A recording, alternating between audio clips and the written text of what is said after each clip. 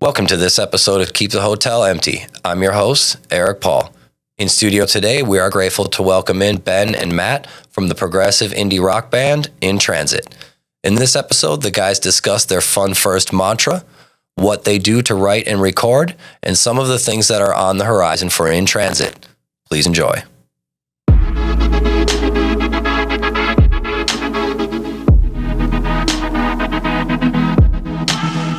Welcome to Keep the Hotel Empty. Today we've kept the hotel empty to welcome in Ben and Matt of In Transit, a progressive indie band from Sarasota, Bradenton area, Florida. How you guys doing today? Awesome. Doing good. Welcome. Thank you for having us. Thank you for coming. So I like to start at the start. For those that aren't familiar with you, take me to when and how In Transit comes together. In Transit originally started as a band called Rumors of War in 2003. And we were kind of a post-hardcore emo band. Had a great run, and the band kind of ended just due to, us getting older, having family issues, marriages, kids, things like that. Life in general. And I think about 13 years went by, and we were asked to do a reunion show. Oh, nice. And so, didn't think it would happen, but I ended up calling the guys and saying, "What do you think?" And everybody was like, "Absolutely, that'll be a blast. Let's do it." So we all got back together, did what you would imagine, ran the songs, did a couple reunion shows, had an absolute blast. And when it was all done, we're like, this feels fantastic. It feels great to be doing this again. And some of us wanted to keep going. Some of us still had, even more family commitments, right, and couldn't. So we're like, well, what if we just, those of us who want to keep playing, let's just dump the Rumors of War songs, dump the name, start completely over from scratch as a whole new project.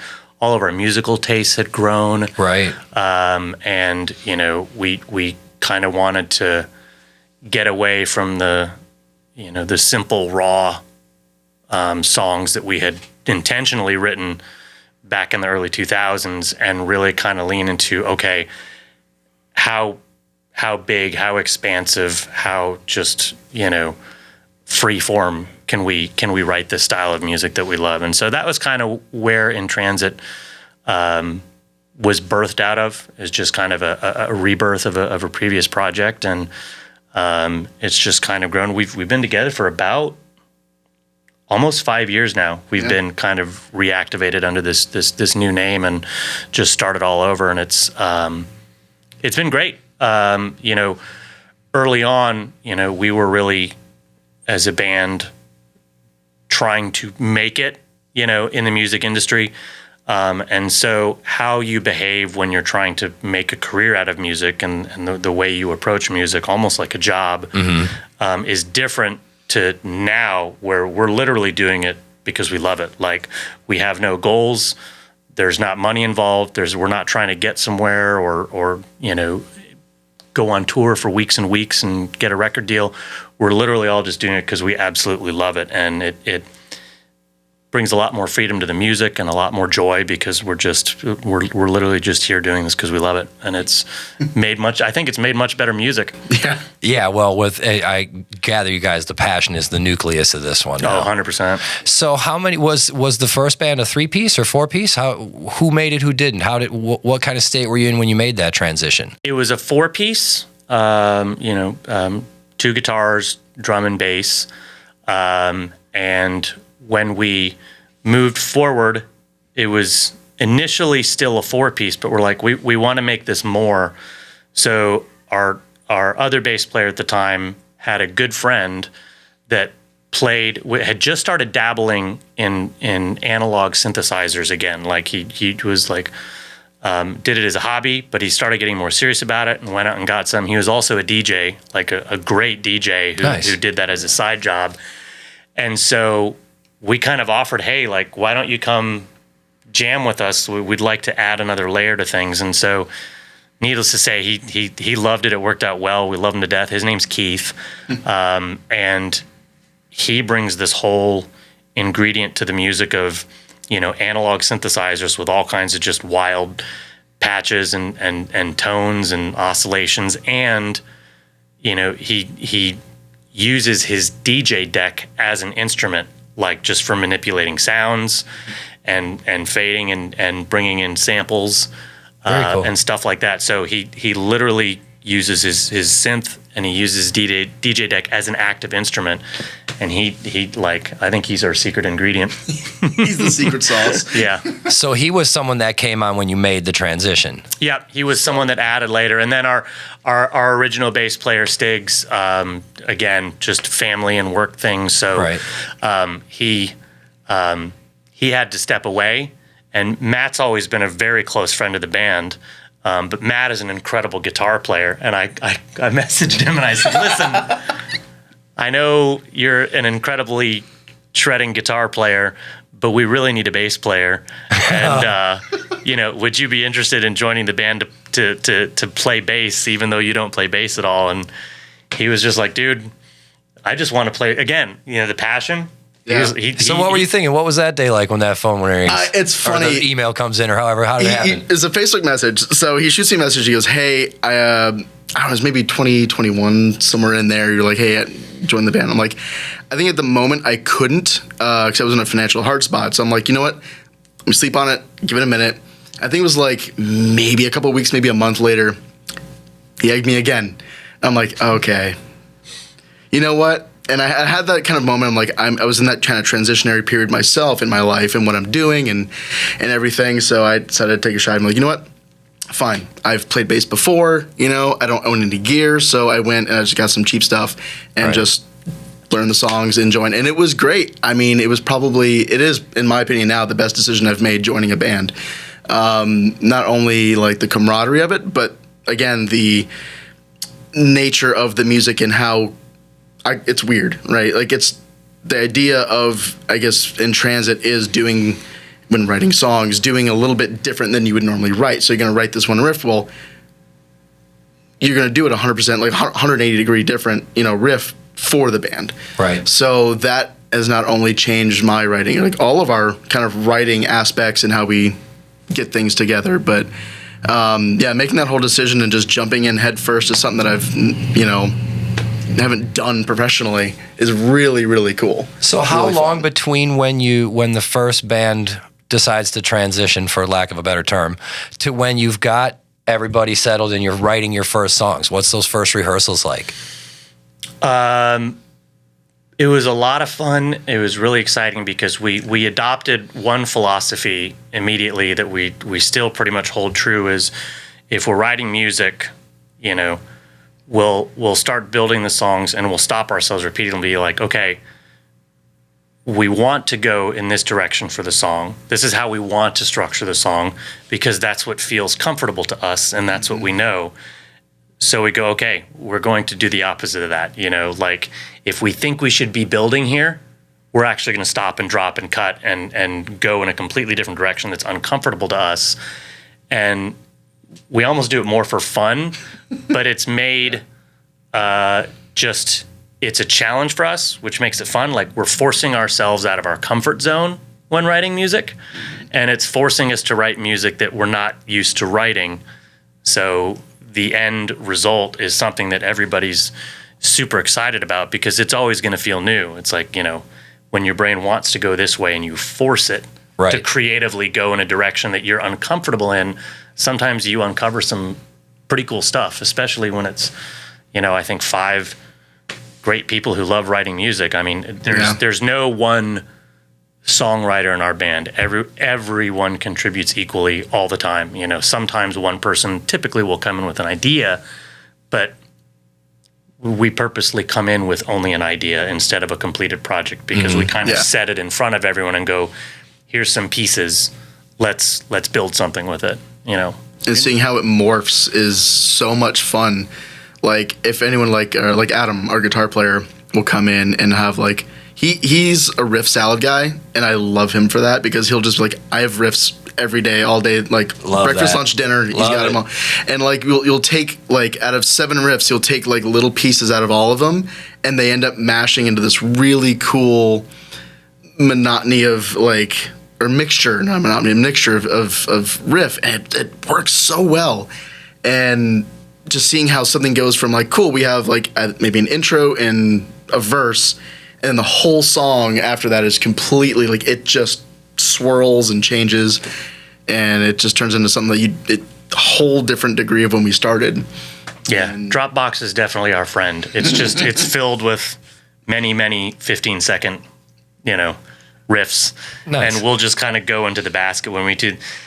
It's funny that you brought that up. Like we're putting out a new single, I think November 10th, and it takes us no less than 6 months to write a song. Yeah. And this one that we're releasing, literally when we started writing it, like my first thought was like, this is just, it's this part and this part and this part, and like none of it makes any sense and none of it goes together. And now I listen to the final cut and it's seamless and it flows, and I'm like, I don't know how we managed to, take all this and combine it into actually one cohesive song, but it's pretty exciting when it's done. Yeah, well, when you have not one distinct songwriter, how do you handle those forks in the road? I know other artists will say we just always, try to bear in mind we're going to play to the strengths of the song, or we'll try to play to the strengths of whoever was maybe spearheading that part, maybe who came with the riff or the beat or whatever. How do you delegate what's going to be what over a 6-month period? Like no ego. Yeah. Like there's just no ego. Yeah. It's we're here to serve the songs at the end of the day, and we all know collectively like our talents and weaknesses and everything like that, and we lean on what we need to serve the song. And it kind of sometimes we'll sit on a song for a month and be like, well, we'll kind of riff this idea here and there, and then eventually something will just click, and then we'll have the song. But like going into saying like, well, maybe let's change this part and have it go do do do do instead of do do do do, or whatever, right. Whatever the case may be. Yeah. And he goes, all right, cool, let's try it out, and then we run that section over and over and over and go, okay, that feels better. Let's add this in here, and then we just build upon that. So saying like, not saying, oh, your part sucks, don't play that. More of, oh, it's also like, I hear this. Let's try it, and then if it works and everyone kind of agrees, we're all right, cool, and we just move on.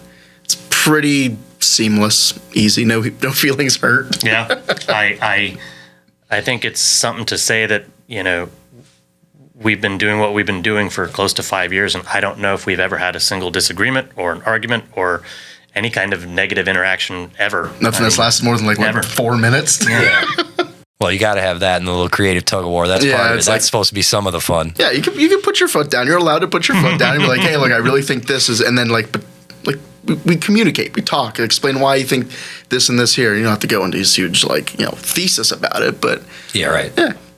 So that theme of being able to set your ego aside is a big one. It seems like for bands that are in the position like you guys are, where you can write collaboratively. How did you get to that point where you don't feel protective about a riff? Nobody starts there. You don't feel protective like every bit of your composition is your baby. Did you start trusting one another, or did you know you wanted to, so you let it develop? I think, well, for me, it was, I never really cared as a musician. Like if something didn't work, I'm like, all right, cool, well, it didn't work. And I'll just shelve it or do something later. At least, that's at least my perspective of it. I would probably say the latter, because again, the whole idea, the whole philosophy of when we started this project, it was just going to be for fun, right? And it's like, let's just do whatever we want. We don't have an agenda. We're not trying to accomplish anything with this. We just want to do what makes us happy. And what makes us happy is being in a room with each other, making sounds, making music, Yeah. And the feeling that we get doing that is terrific. So how we get there really doesn't need to be about, well, I wrote this one and I'm more proud of it. There's no ownership. Like, in Rumors of War, it was not that way. It was very much, right. And I was a dictator. I'm like, I came in, here's how it goes. Here's how it needs to be. This needs to appeal to a lot of people. We want to get it on the radio. We want to play Warped Tour, whatever, right? Like you're writing for, you had a 5-year plan essentially on your songs. Like you're writing for that. So it was like, this is how things have to be. This, when I came in, I'm like, the first thing I'm going to do is check my ego and my control at the door. This is everybody's project, and it's I think it's been a a personal growth experience for me too, like not being in charge because I'm so used to, to doing that. So, and I love these guys so much that whenever I get out of hand, they can put me in my place pretty fast. Nice. Yes, Mama Ben. But honestly, it's just having no ego and having everybody's opinion be welcome is kind of the foundation of everything. And, if something doesn't sound right when you're writing a song, you don't need to force it. Like if a part goes in there and it's like, well, that does it for now, we'll go back and listen to the song over and over. Like we record a lot of our practices and we'll listen to it over and over. And, sometimes that part that you thought was a train wreck, the more you listen to it, you're like, actually, that actually sounds great. Or, you'll be driving in the car and all of a sudden you're like, wait, here's what we can do the song. This will work better. Let's do that. And we show back up next week like, hey, I got an idea. Let's go this route with the song. I mean, we just did it last week, for crying out loud. Yeah. Like how important do you find it to? We were stuck on a part and gave it a week to marinate and came back and we're like, I have it. I've got a solution that'll fix that. Nice. How important do you find it to record your practices and be able to give it that critical listen like that instead of trying to do it all in real time? We're old. Our Have you minds always are not done the that? same. So let's not give ourselves undue credit for being brilliant songwriters and recording the practice in that way. We're doing it because we're old and we're forgetful. So if we write something this week and then we come back in 7 days to practice to work on that song, everyone's going, what did I write? Like, yeah. How did that go? So it's first a placeholder. Yes. It's like, I'm going to listen to this as I drive to practice today, be like, okay, that's what I did. So when we get there. Because there's like little happy accidents too, because like as we're, like if we have a full shell of a song, we'll run it over and over to tighten it up and kind of see if what we like is there and it's where it needs to be. Or we'll kind of improvise, all of us will, in different aspects, and when we're recording that, one of us might do that, and it might be like those little Bob Ross little happy accidents, and you're just like, ooh, that what you did, improv, whatever, we're keeping that. Like little things that like you have to catch on film or audio. Happened last week. Yeah. It was an accident that happened in the middle of the song, and I'm like, that is amazing. Keep that, Yep. So cool. So how do you know when it's done then? How do you know when you're ready to stop rehearsing it and start recording it? That's a good, maybe just, I feel like it's like a feeling of like, when you have that kind of shell of a song and then you're happy with it up to a point, you get lyrics on it, and then, I mean, we've had it sometimes where we change it in recording. When we're recording like Nesting Dolls, our first single we put out after the last record, there was a lot of things, not even in like actual guitars, bass, and drums, but like post-processing, like adding strings or little horn sections or whatever. Little things to flair that kind of pop up. That you're always going to add, or even just changing a synth part, or we have a lot of time up until we're like, I'm mastering this now. Like we're at this point. I can always go back, but once we like send that out to Ashtray, like make sure everyone's cool with it. But yeah, just general consensus. Like I try to send, like if I'm mixing something down, I send as many mixes as I can. I'm like, cool, everyone likes this part. This sounds good. This sounds good. Like we have time to tweak. Let's tweak. Then yeah, just kind of end up like everyone gives like a thumbs up in the group chat and then like, all right, send it to print. So that's how it's just a matter of consensus. Oh yeah, there'll be a moment where we're like, okay, we all feel like it's done. And if one person doesn't feel like it's done, it's not done. So how do you handle the mixing and mastering then? You do that, or the mastering you have as a third party? No, I do it. So what's your tracking process like? Well, we did our first album the old school way because I'm old. And with a hammer and chisel? Yeah. We recorded it in the studio by Scott Anderson, who's the guitarist for Have Gun Will Travel. Oh, cool. He's got his own studio up in North Tampa. So we tracked the album with him, but we wanted to support our friends, so we decided to track the album with him, and then we brought the stems to Matt Desir at Burnt Orange Sound Studio. Matt Desir is a dear friend, and he's just a lovely studio. Oh, an incredible goodness, studio. Yeah. So we worked with him for the mixing, and he just did an absolutely fantastic job. And as we're done, Matt joined the band like 2/3 of the way through finishing up the album, right? And the first record. Correct. And so when we got done, Matt said, one of my passions is recording as well. Like I love doing this. I do it myself as a hobby. Like, why don't we do the next, recording project? I'd love to do it. And I was like, no, Matt, we have to go to a recording studio. That's just how it's done. It's tried and true. You can't do it at home on your, laptop. And, he convinced me to give it a shot. And so we did our last single, Nesting Dolls, completely ourselves. And we're just so extraordinarily happy. I mean, that song is what got us on Ashtray Monument Records. Yeah. And the first thing they said back to us after hearing the song was like, who produced that? It sounds incredible. So Matt is really our secret weapon. He's just got a great ear and a real talent for doing it. So this new EP that we're getting close to finishing up is completely self-produced. Yeah, but not everybody has a Matt in their band. So. Yeah, it's good when you have like an engineer or somebody that can kind of like get it, If you don't have a Matt Broback in your band, please go see Matt Desir at Burn Orange Sound Studios. Right. If you don't have a this Matt, is not a band. find the other Matt. Yeah. Find the other Matt at Burn Orange because he's a genius as well. Yeah, he's a mad scientist. I love him to death. Yeah, great facility for sure.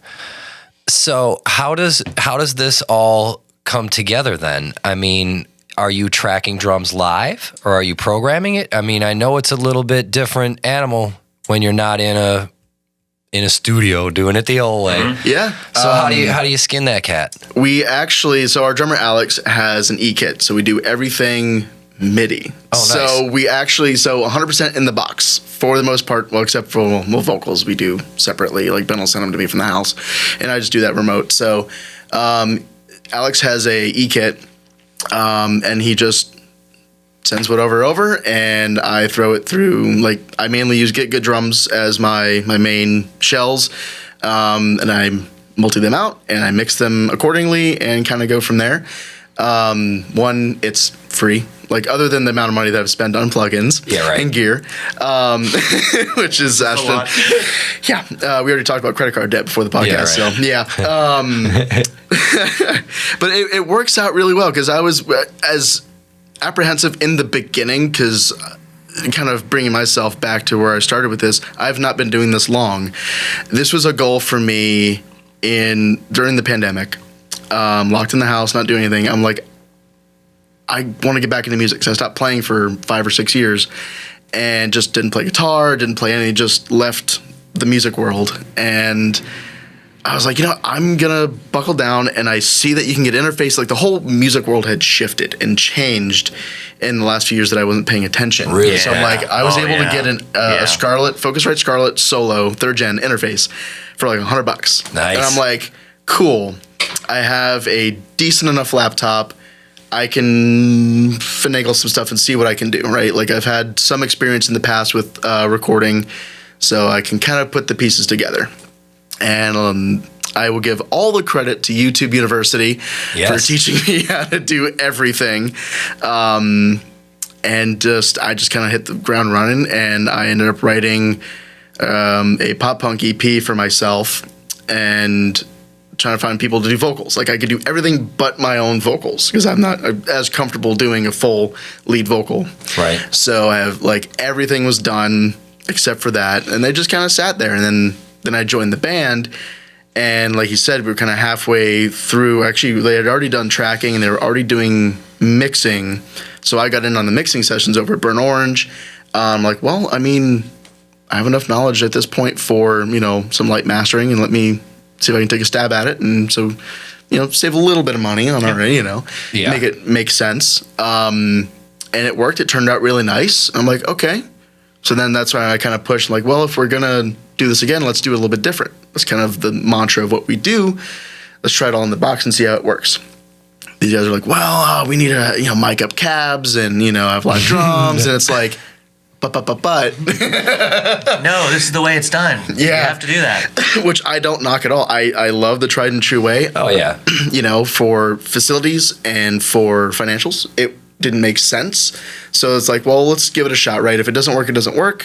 And we can just go do something else if it doesn't work. And going through like my bread and butter is Neural DSP for plugins, like for amp sims. I have gotten some of the best sounding like guitar tones out of just simple plugins in the box, and it's like it feels weird because of where we come from, of like it needs to be 100 watt head and a 412, whatever, like pants flapping. Yeah, absolutely. Like it's got to be loud as all can be, but you can still get that loudness and that authentic sound that doesn't sound like an old pod farm from the early 2000s. Yeah, totally different animal. The kidney bean. The kidney bean, the infamous kidney bean. Everyone remembers the kidney bean. I definitely had that. Pod farm, man. I still have pod farm presets from Joey Sturgis, who did like all the metalcore records in like the later 2000s, 2010, like Asking Alexandria, Attack, all that stuff. I have his presets, and I have a digital version of VST of the pod farm, and I still mess with them because there's still some like gems in there. Yeah, if you want that beehive distortion, you can get it from there. I won't forget the moment like when I sat down to track guitars for that single. Like I sat down really skeptical, like this is going to sound digital. I spent so much time building my tone with my amp and my pedal board. Like I'm really proud of it, and I don't want to go plug into a laptop and lose all the time I spent investing in tone. And Matt just very calmly sits down with me and says, okay, here's what we're doing. And he pulls up a modeler for a Marshall JCM 2000, and then pulls in cabs and pulls in a Marshall 1968 cab, and then literally starts digitally building my pedal board. Like, okay, the reverb pedal you use, well, we're going to pull down the digital version of that. And we literally built my actual real world amp and cab and pedal board, and then I played through it, and I was absolutely dumbfounded. I'm like, I can't tell the difference between my live cab and what I'm playing through with these plugins. I was absolutely blown away. So I totally ate my words on that one. That's what I wanted to ask you. I was impressed. Did you feel like it affected your tracking at all? Because there's some of that squishy to an amp that you can't get out of the box, even though the box sounds really good. I went into it kicking and screaming, but I'm incredibly impressed at the tone we've been able to get out of it. I think it sounds really, really genuine. And again, I was the most skeptical of everyone in the band of doing it. So I'm a complete... Rightly so. I mean, you come from the old guard, and as we all do, and we have that, that's how songs are made. You mic with a 57 or whatever, and then you hit the ground running. That's rock and roll. That's rock and roll. And if I was able to do that, absolutely, I would be doing that all day long. But there's just a little charm with the new guard, being that you can pull up like STL tones, for example. They have people that capture their amps and put them up, and you have artist presets, they're like artist packs essentially. So, and they're just the raw amp. Like they do throw pedals in front of them sometimes for that, but most of the time, like you want an EVH, cool, there's a 5150, here's a block letter. You want some Mesa, cool. You want some Dumbles, like good luck getting your hands on a Dumble that doesn't cost you an arm and a leg.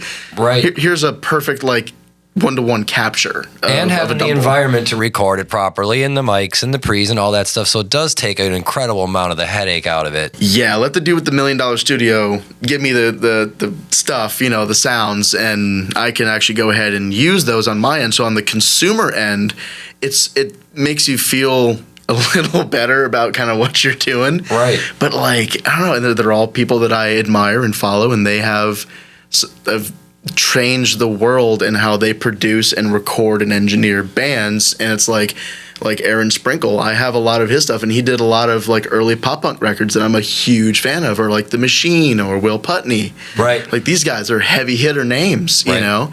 And I can have their guitar tone that's just sitting in their studio. Like that's such a weird idea that I can get that. So coming from the old school a little bit, where basically nothing was like that, and now everything is like that, how important do you think that is to keeping this going as a for fun thing? Because now it's more accessible to put out a song. You couldn't really do this for fun before because it was not cheap. Yeah, I will say the only drawback to all of this, and we're all going to nod our heads at this, is the thing that's missing is that feeling you get when you're with your buds in a recording studio for a full weekend. Oh, yeah. Like 16 hours a day, watching each other, through the glass, lay down drums and cracking jokes and hanging out. And just that bonding time you get in a studio is you can't replicate that, right? Yeah. Until it's the vocalist's turn. Yeah, and then everyone leaves for lunch. Yeah, everybody's tense as hell, and we got to teeter on breaking up. I swear I sing this at rehearsal perfect every time. It's perfectly fine. Just throw some auto-tune on it. You won't know the difference. I swear. But it does take some of the pressure out of that, though, right? I mean, yes, you definitely lose all of that camaraderie thing, and the studio is kind of like, one time at Bandcamp on overdrive. I don't think I've ever recorded. I'm sure every singer will always tell you this. It's not just me. I don't think I've ever put out a release with any musical project I've ever been where I didn't look back at my vocals at the final product and be like, I could have done that line so much better. But you're on the clock, and you're paying by the hour, and you're like, it's good enough. It'll have to do. Mm-hmm. Now, in my incredibly elaborate vocal booth known as the walk-in closet, we can the do WIC. Yeah, dude. I can lay down vocal track and send it to Matt, and he'll drop it in, and I'll listen to it for a week or two and be like, I know I can do that third line better. So I'll go back in and pull everything up and take a shot at, whatever vocal inflection that I didn't feel was right or whatever pitch wasn't right, and redo that line and send it off to Matt and drop in a new line so that, that's the beauty of doing this is we're not on the clock, so we can take as long as we want to do it. We're not in any hurry to put it out, and we can really make sure that what we put out is exactly what we want. No errors, no regrets, no I wish I would have done that one thing better, and it's kind of just creates a little better product, I guess, when everything comes out, because you don't have that pressure to perform. Yeah, it's got a 6 of one, half dozen the other. You kind of take a little bit of maneuvering parts around to make things work. But yeah, I totally agree. And you can also kind of speed up your workflow in a way. And if you were able to churn out more songs, you can do that, that and make your qualifications. But yeah, there's just that kind of freedom and that weight off your shoulder that you're not under that time crunch. The clock isn't running, your wallet's not draining at the moment. Like you can kind of just focus in almost blinder wise on the songs itself and the tracking, and how, you can sit there, how normally you take a few hours to do some tone shaping in the studio. We you'd spend days doing it. Right. Not at the bat an eye. And it works. And I'm actually happy that it did, because it started, again, from fun. I just wanted to play guitar, make music, and just get the ideas that had been burning in my head for the last 5 or 10 years out somewhere. And I did that, and I got that kind of, okay, now what? I think it's cool how adaptive recording studios are being, though. Again, you take a guy like Matt Desir at Burnt Orange. I mean, he's not only is he still, recording bands and putting out albums that way, but he's diversified, and he's doing a ton of audiobooks. Right. And he's also really taken with his new studio location, taken to another level of live streaming, bands performing live in the recording room. Very cool. And setting up like 4K, multi-location cameras, and bands are actually able to go in and film a live video. So if there's a band that's putting together an EPK or something, and they want footage of the band actually performing, I mean, Matt can set all that up in the live room and do it and mix it and create this not just incredible audio product, but an incredible video product for his customers. And that's just him thinking ahead, using the head. Yeah, and it's a very eye-catching scene too. Mm-hmm. Oh man, yeah, you can't go wrong with that room. That is a beautiful live room. Yeah, and the piano too. Oh, I know. So speaking of videos, you have a video for Nesting Dolls, right? No, the 2 videos we put out were from our previous album. First video we put out was for a song called All the King's Horses, and then the most recent video we did was for the final song on the EP, which, why am I forgetting the name of our own song? Someday I will remember the name of the song. Someday I will remember the name of our video. And that one, we had an incredible writer-director, a good friend of mine named Dev Walker. He owns a local film production company called 1836 Co. He did an incredible job with the video. Just absolutely blew us away. So we're very proud of that one. That's the one that's in like a warehouse? Well, they're both in sort of a warehouse. Warehouse-looking areas. One is more of a warehouse. The newer one is kind of in an old abandoned building in downtown Bradenton that we shot up in the second floor because it's just got all this exposed brick and old wood rafters, and I mean, it just that wasn't just the one I saw. That must have been King's Horses then. Yeah. Look, it was kind of warehousey. Yeah. that one just looked like we were in an airplane hangar. He did an incredible job, and then we had Ryan Bodie from Bodie Films do the first one that you were talking about in like the big airplane hangar one, because being in commercial real estate, I have access to great big airplane hangar warehouses at times. So Awesome, yeah, it fit perfect. Use my day job to find some film locations. Right on. So you're not playing live at the moment, right? No, we took a short break to just really get serious about.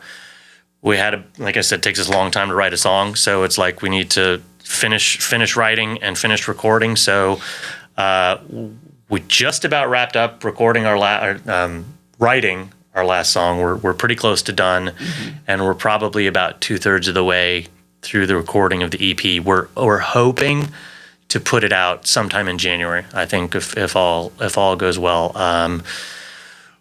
Our record label wanted us to put a single out a little earlier because they're very smart about that and reminding us to stay current. So one of the already finished songs that we showed them, they're like, "This is great! Like, put that out early." So we're actually going to put that single out.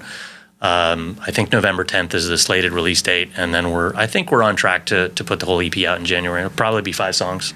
So you're going to do only one single before you drop it? Correct. So how do you feel? This is something I get to ask everybody. How do you feel about I hate to say it, but the way the game is played now with having to, like you said, stay current and pump out? Man. Everyone says follow what hip hop does. Yes. And just single, and then just put out, the album itself, so it's collectively so that gets more streams. Like, I get why they do it, but there's something nice about having single album. Man, I'm so torn between those awesome days of like going out and buying an album, right, and sitting down and opening up the liner notes. And I mean, it was an experience, right? You listen to it from 100%. front to back to get the experience of the artist, and the lyrics were just as important as the song, and the cover design and the layout was just important. Like how many incredible albums do we associate with artwork as well, right? Yep. And now, it just is what it is. We're in a social media generation. We've got shorter attention spans, and music just has to adapt to that, right? I mean, the downside of that great experience of sitting in front of the stereo is that a band took a year to write and record this album, and then they put it out, and then they toured on it for a year, and then they took a year off. So you'd have 3 years between albums, and by the time our band put out a new album, or any band that we loved would put out an album, it would always be like, "Oh yeah, I haven't heard from them in forever." Well, because that was the cycle of music. Now it's like you've got to stay current, so you're setting things out in bite sizes. I was chatting with Matt Burke from Have Gun Will Travel. We've been dear friends and musician pals in bands with each other and alongside each other for probably the better part of 30 years now. And nice. We had a lot of these long conversations of like, man, the music industry is so different than, he and I started, he started even earlier than me, but I started playing in bands in 94, 95, Sarasota and Bradenton was a whole lot different as far as the live music scene went then, but still, like, how we cut our teeth and the way the music industry was and what you did, it's so different, and you can either adapt or you're toast. That seems to be the thing. Push against it, but I don't push against it because I don't agree with it. I think this new small bite-size process of putting music out that artists are doing is intelligent, and it's the right thing to do. In a marketing regard, you're saying? In a marketing regard, but, in an emotional, I feel bad that this generation is being robbed of that, that experience of sitting down and taking in a whole album, the anticipation of that, and really giving the artists, your attention and your love by doing that. So, we can cry for the way things used to be, I suppose, for a very long time, but I'm glad I had those special moments, with music, and it kept me being a musician for the rest of my life. And I don't know. I mean, I feel like I'm starting to see this generation kind of start to buck that trend and be like, we want to go back to the physical, medium, like, vinyl records being as popular as they are. I don't think vinyl records are as popular as they are because people want to sit in front of a record player. No. Right. Let's be real. Nobody really does that. Nobody has the time to sit People there. People just like collecting things now. They like Lord of the Horde, I call it. They like holding it. They like having that. They want to pull out this generation is finding out what it's like to hold that physical copy and pull out those liner notes, and get that. And that's awesome. That gives me a lot of hope. Yeah, instead of waiting for a Friday playlist to drop. Yeah, and it kind of takes the joy out of it a little bit. Like, I mean, I just do it all the time. I sit there with my my release radar on Spotify, and I'm like, oh, cool, like all these bands drop music. But actually having physical, tangible something of a band, whether it's, I was at Goodwill the other day and I found an Alice Cooper 8-track. Nice. Of like $1 Billion Babies. Nice. I'm like, I don't have an 8-track player. I'm like, I might want to go get one now. But just I still want it. worth collecting. I still want you it. can't leave that behind. Like, I'm only 30. I'm the youngest one in the band. I'm the baby. But I grew up with a much older dad. So, he's 82 this year. So I come from anything from 1941 onward were my influences, essentially growing. Your pedigree is respectable. Yeah, it's like Eric Clapton and then like the Staple Singers and Buddy Holly and like, a little bit of Motley Crue and, B.B. King and every kind of like influence musically that wasn't like punk.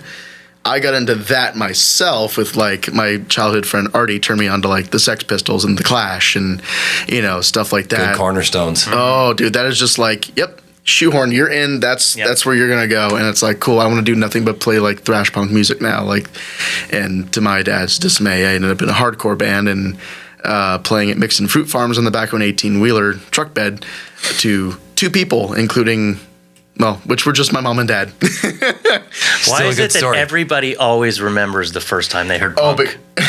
Everyone remembers the first time they heard punk. They remember what the room smelled like. They remembered what the people next to them had on their shirt. Like, the day you heard punk, you I heard never God forget. Save the Queen was like one of the first punk songs that I ever heard, and I'm just like, what is that moment? Like, right. You don't know how to. You're just so elated with that kind of dopamine rush or serotonin rush. It's a unique energy. It is. And you're just like, especially I think it really hits you at the right age because I was kind of in that early adolescent like angsty phase. I was starting to get a little mouthy. Punk rock's good for that. Yeah, it just fed into that where like it ended up at a time where like my dad brought out his encyclopedias that he has in the garage because he's old school, and he looked up the definition of punk and he goes, "You're a punk? That's what you think you are?" That kind of conversation. It's right. Like then having to, luckily at the time I had the wherewithal to tell him like, hey, it's not I'm a punk, it's the scene, it's the going against the grain a little bit for the greater good, and there's a lot of good that comes out of that, kind of music, and kind of turned his head on it a little bit. And parents just don't understand. They don't get it, man. God, Mom. Like, Mom, I just want a Pepsi. Like, go back to suicidal tendencies. Yeah. Like, for real. it's a whole. That's the older guard, of music. Lawrence Welk. My dad listened to a lot of Lawrence Welk growing up, and and the Beatles, like he had everything Beatles. You can't skip the Beatles. Yeah. So being 30, that's kind of a unique on the cusp. Did you have the going to the record store buying? Oh, absolutely. Okay, you remember the first physical media you bought? First physical media I bought was, and I'm terrible You're with the next, name of the so record. don't try to escape. Yeah. I'm gonna try and stall so you can think. It was on a tablet. It was on. Mine was a Good Charlotte record of all things. I think it's called Young and Reckless, or Young and Hopeless. I can't remember the name of the actual record, but they're sitting in front of the TV, and that was the first. It was a CD that I bought, and then a bunch of Led Zeppelin records. Nice. I picked up as many as I could get because I've listened to House of the Holy, and I was obsessed with it. And I just wanted everything I could get. And I was actually in the Virgin record store in Orlando in downtown Disney. I remember the exact spot that I was. I was in the top floor area. Yeah, that was. Yeah. House of the Holy is a weird one to get into Zeppelin through. I fully co-sign on that one, but you don't hear that too much. No. What about you? Oh, man. So I was raised a good church kid. And one of the first concerts I ever was brought to, my parents brought me to the Robart Sports Arena to see a band called Petra. And Petra was, you know how like contemporary Christian music is always like a Xerox of a popular band at the time, right? Well, Petra was like the Christian version of Boston. No way. And That's almost kind of scary. So like 8-year-old me is at Robart Sports Arena and they come out and put on this rock show. Like I hadn't been exposed to rock, and I'm like, this is amazing. Like I'm so blown away. So, you know, my parents let me get an album on the way out, and I'm looking at the art, right, and they didn't just sound like Boston. Like their album covers, if you look at any Petra album cover, it's the spaceship guitar, and I'm like, this is like Star Wars, and it's rock, and it's amazing. And then sold. And then like, you know, that's when I'm 8, right? And then all of a sudden 11 and 12, you know, Third Stage by Boston comes out, and I get that album, and I buy that album. And I'm looking at the Boston albums, and I'm like, these guys are ripping off Petra, man. Nice. Like, this looks just like a Petra album cover. Nice. But yeah, see, it's all a matter of perspective. It is, yeah. I'm pretty sure that was my first physical album that I held. How long after that did you start playing music? I started playing music when I was a freshman. It's so funny. I just got back from Furnace Fest in Birmingham over the weekend. Did you see Trash Talk? I missed them. It was an overlap, and there was probably 4 or 5 bands I missed because we were doubled up. So I'm a little bummed about that. All right, but side story. Trash Sorry, Talk's amazing. had to get in there. I stayed in Birmingham with my high school friend who put a guitar in my hand for the first time ever and taught me my first chords. And he taught me Sunday Bloody Sunday as I was sitting in the hall after detention at school. And like, I'm now a musician because of him. Like I tell him So every time cool. I'm up there, I'm like, dude, I wouldn't, you know, he's like, I love listening to your band. I love what you've done musically. And I'm like, all of this is because of you. Like you put a guitar in my hand. Your fault. So my parents brought me up on piano as a kid, but, you know, had to do piano lessons. You had to practice 30 minutes a day. You had to play these songs that we give you. So, you know, after about 8 years of piano lessons, I was like, screw you, Mom and Dad. You can't force me to do anything. And I quit, right? And when that friend put that guitar in my hand, I was just enamored. And I like learned more songs and more songs and more songs. And I remember my parents saw me kind of getting serious about being on a guitar, and they're like, son, why don't you get lessons? And I'm like, no. We've already done this once. So again. I can now tell you that I've been playing guitar poorly for 30 years and have never had a lesson, and it shows. So awesome. I just surround myself with musicians who are better than me, so nobody notices my lackluster guitar abilities 30 years later. But you do have some theory knowledge from all that piano? Yeah, and I, you know, obviously with age comes wisdom. Man, I wish I never would have quit. I wish I would have kept on piano. My daughter is an incredible piano player. Like I could sit and listen to my daughter for hours. And Awesome. You know, and the thing with her was when she got instruments, I remembered the mistake I made, and I told my daughter, like, listen, if you like piano, we'll pay for you to get lessons. The minute music becomes like a chore, the minute you don't enjoy going, the minute you don't want to go to piano lessons, you can stop. And because we gave her that boundary, I think she never wanted to stop.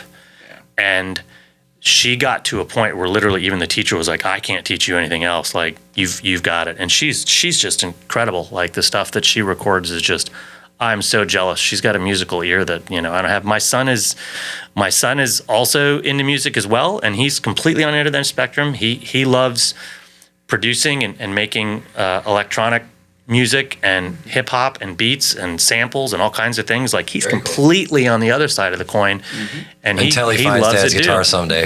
Oh, but then no, he's learning now, isn't he? While he's writing all the electronic stuff, he loves guitar-based stuff. Like, we trade bands back and forth. Now we both just discovered this band from the UK called KTHE, which just both blew us away. And it's so funny that my son's 20 and I'm 46, and we're both like geeking out over the same hardcore bands. Love it. Together. Love that. And when I'm at Furnace Fest, like, I'm sharing videos with my kids because we both love the bands. They're both equally excited that Anthony Green jumped on their dad's head in the pit.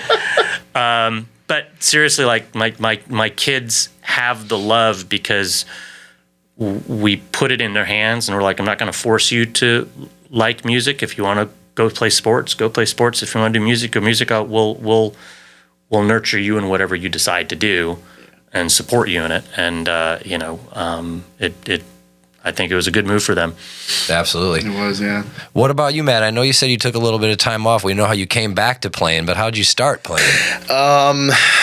Early memory. So I was probably... my dad always had guitars around the house. He played cowboy chords, and because he served in the Air Force, he did 30 years in the Air Force. In that time, I think towards the end in the late 70s or the 80s, he was in like a NCO club band. He played guitar for a little bit, so he could get away with the EAD, GCE. Thousands of songs. Yeah, like your first position chords. Like, that's all. All he needed. GCD, cool. You're done. Yep, that's all he needed. And he played the same little licks. Like, there's two that he played, and he still plays them to this day. Awesome. And I'm always like enamored, even as a little kid. Like, I want to learn how to play. I want to. And he tried to show me, and my hands weren't big enough. He had this big, full-size Dreadnought harmony that he picked up in the 60s. Need like a step ladder to get you on. Dude, it's like how playing a baritone now feels a little bit longer and weird. Yeah. It was like that for me. Like all the Mexican restaurants. Yeah, I'm sitting here, I'm like, I can't. Then I was thinking like, I started learning how to like make notes on the frets, and it was just all downhill from there. I was probably about 5 or 6 when he put that in my hand. By the age of 7 or 8, he went to a pawn shop and picked up a Washburn BT2, which was my first electric guitar, and I still have it. Sweet. Yeah, it rips, dude. It's a 3/4 size. Like, it's great. Nice. And I just kind of kept going and going, but a lot of it was appeasing my dad, so learning a lot of Guns N' Roses. Eventually ended up trying to appease him and learning the entire solo to Sweet Child of Mine note for note. Nice. Over a year. That was miserable. And then I went and did November Rain and a bunch of stuff, but the majority of the front half of what I was playing was mainly blues rock, soul R&B, a lot of Aretha Franklin, like I said, a lot of Clapton, Cream, the Yardbirds, staples. Just dudes that ripped on guitar, a lot of Hendrix, like all the Hendrix, anything Jimmy Page did, I was a fan of. And then getting into punk and then pop punk, finding Blink-182, Newfound Glory, Goldfinger, like, and in my era was like Tony Hawk Pro Skater was the epitome. That was gateway like drug. That was my gateway drug. 100%. Like, yeah, there's more than one person who's been here and said that. Technically it's the first game with a soundtrack, like actual bands that were licensed, and that did what it did, not only for skateboarding and sports, but for bands and music. They're like, sure, I don't know, whatever you want. Like, here, take the song and do whatever you're gonna do with it. It's whatever, they don't think about it, and then it blows up, and they're touring these massive tours. All of a sudden, like, what happened? is the power of music there. So yeah, Tony Hawk Pro Skater really set me down that rabbit hole of like early punk and pop punk and indie and like that emo wave, like, and then getting books on everything. Like I wanted to learn and digest as much as I could. Like I would get those, I think they still sell them at like Barnes and Noble, but the guitar books that showed like the history, the anthology of guitars from like the earliest instruments to like the first like Les Paul when he was doing that, and like Leo Fender when he's making Fender guitars, and all these offshoot brands up into the 80s and the 90s, and then, you know, like looking at how all of that changed along with music and watching the kind of evenness that kind of everything flowed together with. But yeah, a lot of it was, I think, just a video game changed my life with music. And I know a lot of people, it was the same way. So it's like, cool, I'm going to learn every song that I can. And then that's kind of what transitioned into getting in a hardcore band. So I was in a band called Reflections for 2008 to 2011-ish. It was more metalcore, but like experimental metalcore with the synth, and it was, you know, we opened up for bands like Adalia and stuff. We played a lot at Nightlife, which is a nice Christian youth venue that was in Sarasota. There's a restaurant there now, unfortunately. But those were very formative years for music. So we have seen that sometimes hardcore shows happen in diners, though. That's right. That they What do. is up, Denny's? So part of the reason why you have such a passion for the music is because it isn't just playing it. You're into the guitars, the history of the artists. Yeah. This is. I have really bad ADD, so I hyperfixate on things. So when I like something that ends up turning into like a hobby, like music production or making music or being a photographer, like I obsess sometimes an unhealthy amount of like the information. Like I need to know the history. Like if I find a band I love, I want to learn everything about them. Like I want to know where they're from. Like are there any interviews with them? That's why I love, you know, stuff like this where you're interviewing bands and you kind of get to know a little bit more of the incidentals of like where they came from and like why they sound tangible. The way they do. Thank you for what you do, man. This is awesome that you do this. It's such a cool. No, I'm overjoyed to do it. I'm curious and I love it. But so you guys got all the passion. You got a Matt in your band, so you don't got to worry about how you're going to tie the room together. We already know how that's going to be. So what's the next couple months of tying the room together look like between now and finishing up this EP? And what's the next little road look like? Just finishing writing, which we're pretty much at the end of, and finishing up the recording. We're really psyched to have this EP out on a label this time. We've got a fantastic label that we're on called Ashtray Monument Records, and they've been just Drew and Lewis are like, these are also guys that literally just love music. Hell yeah. Like so much. They're the kind of people that love music so much. They're like, what can we do? We love music so much. Awesome. Let's start a label so we can have more people hear more music. And so like meeting those guys was awesome because there's just everybody's on the same wavelength, and we're really, really, really happy that they saw something in us that they wanted to get behind. So we're stoked to be working with them. Obviously playing a lot of shows come January. We've been, really getting reestablished in the Tampa Bay music scene. I mean, I feel like we could do an entirely separate podcast on how the music scene has changed. Absolutely. Booking and venues. Maybe we should. How the business is done, right? Obviously, being part owner of a music venue, I have a foot in both camps now, and it's really wild to run both. But I mean, when In Transit first started booking shows, I felt like a stranger in a strange land. Like, rumors of war, I would just spend a Saturday, get on the phone, use all my networks, and I'd have the calendar booked up for the next 3 months. Like, that's the way it was done. State Theater, Tampa, Gainesville, Fort Myers, we'd go all over the state, no problem at all, and, via a telephone and MySpace. Right. Honestly. Yeah, no, I remember that. It made booking tremendously easy, and now it's a wildly different world, and it's hard, and the the way bands network and communicate is different. Everything's just different, and it's. I don't want to sound like I'm pining for years past. Things change. It's just a change. Yeah, things change. Exactly. But it's like, I took 13 years off and then came back into the music business. I'm like, all right, I'm ready to start booking shows. I definitely know how to do this.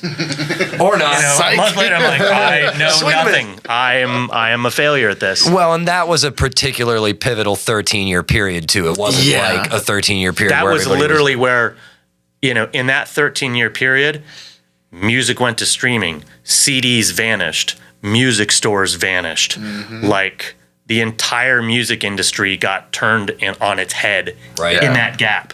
So, like, I showed up 13 years later like, I know what I'm doing. No, you do not. Who took all the furniture out of the room? Like, everything's gone.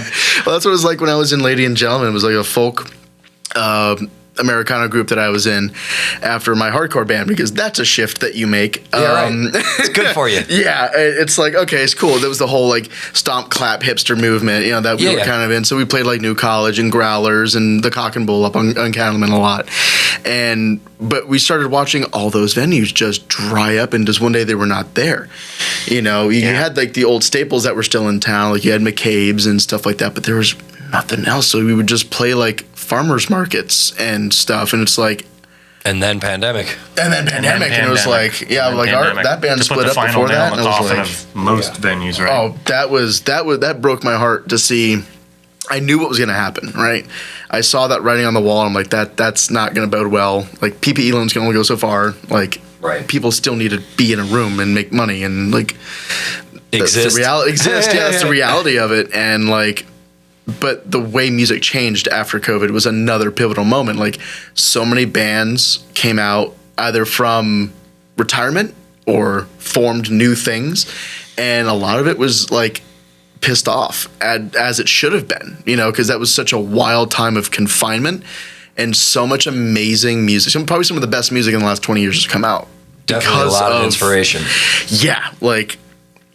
Now it's just like an oversaturation, but in a good way. Like, I'm happy to see that like venues are opening up. They're doing okay now. Like, there's some hope on the horizon for, a really good future. Like, the amount of music that's coming out of Bradenton again, it reminds me of the old days, and like pining for old days lost. Like, they're back again. Like, it's just the resurgence of art and what that does for everyone. I think we can all agree, at least between us, that like that time during COVID, where everything just kind of stopped, made us realize how much we'd been taking live music for granted. Yeah, I've heard that from more than one group of people for sure. Like my wife now to this day is always telling me, she's like, "You are gone at like a concert like twice a week. Like, how many concerts do you need to see?" And I'm like, you know what?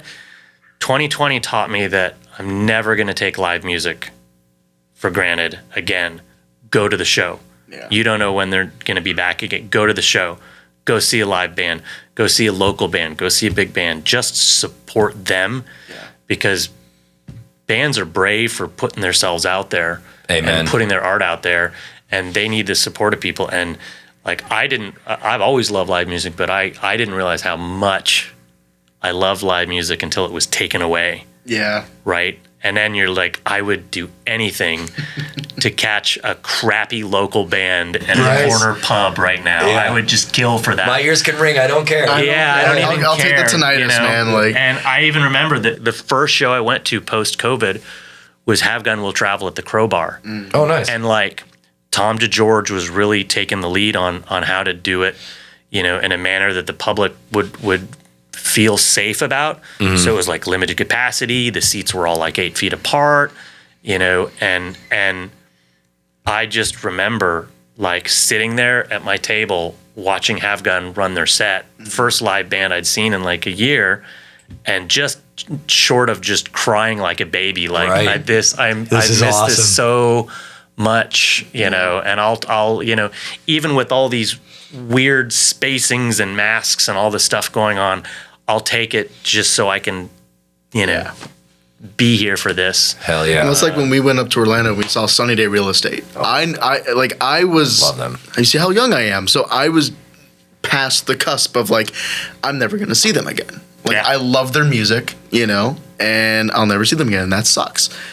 They showed up. They started doing a reunion tour, and they just started going again. I'm like, I'm not missing that. And it was a wonderful show. You've seen them again after that too. Going to see them again on Halloween. Nice. Never not see them. I think that's probably why we're seeing so many reunions right now. It is a wild time for bands like doing reunions all over the place. And I truly believe it's because all those guys were like confined with nothing but their thoughts for months on end. And they're like, and a lot of that art became significant again. Yeah. I mean, The Rising Tide, if we're going to stick with Sunny Day Real Estate, The Rising Tide is one of those albums that you could get every band around right now and hard press them to make something like that, and it's not going to happen. Yeah. You know, those things. You don't want to turn this into a 3-hour podcast. No, those things really encapsulate a period of time, and it isn't really like a forlorn thing. It's more like this is a positive reminder. This is a good thing we can experience again. Exactly. You know what I mean?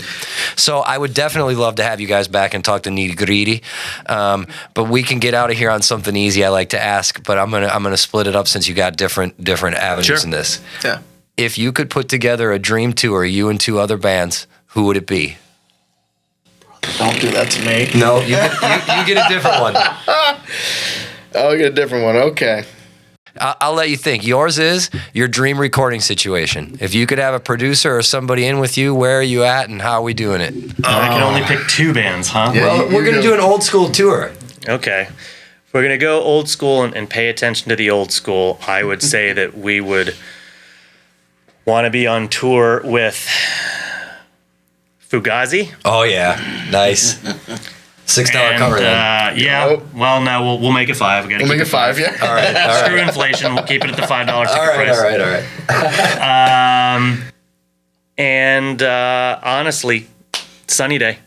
You know, if honorable mention going to Hot Water Music, I think, but we're trying to go, real far back, and Sunny Day was a band that